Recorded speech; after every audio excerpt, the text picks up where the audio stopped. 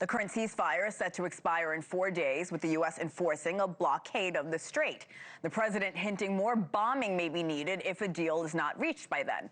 NewsNation's Jessica Kartalia is live in Doha, Qatar. Always good to see you, Jessica. Good morning from New York, my friend.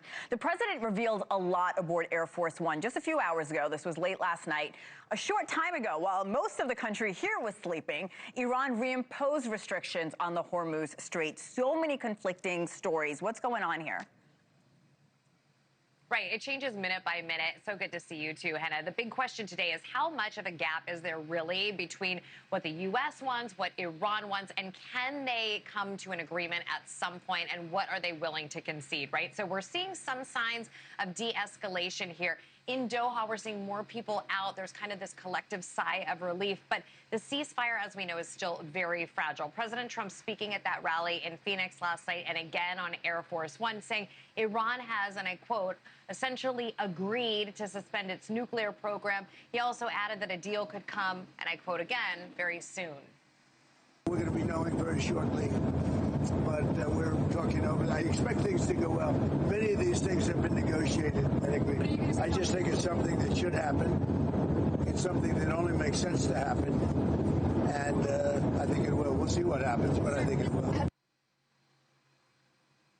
Okay, so Iran, though, has not confirmed that a deal could come soon. In fact, Iran just reclosed the Strait of Hormuz after saying yesterday that they were reopening it to commercial ships. This all comes after President Trump said that the U.S. naval blockade will stay in place until they can reach a deal. U.S. officials say that multiple vessels have been turned around and rerouted as enforcement and diplomatic pressure on Iran continues. There's still no confirmed date for another potential talk between Iran and the U.S., and regional officials say that that meeting will all depend on whether this ceasefire actually holds. And Hena, as we know, some 10,000 additional U.S. troops are headed here to the Middle East. And Jessica, while all that is happening, we know negotiations between the U.S. and Iran are contingent on what's happening in Lebanon. You've done a great job reporting on that in the last few weeks. What's the latest this morning? Because like you said, it's changing minute by minute.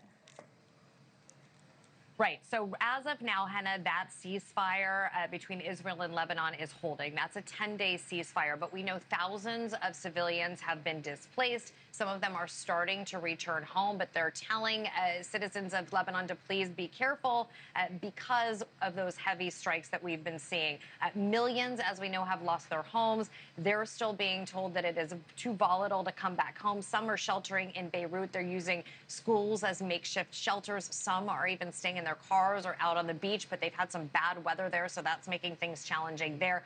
President Trump has invited Israel and Israel and Lebanon to the White House to meet. If they were to do so, it would be the first time in decades that this has happened since 1983. But again, Hena, in this situation, a date has not been set.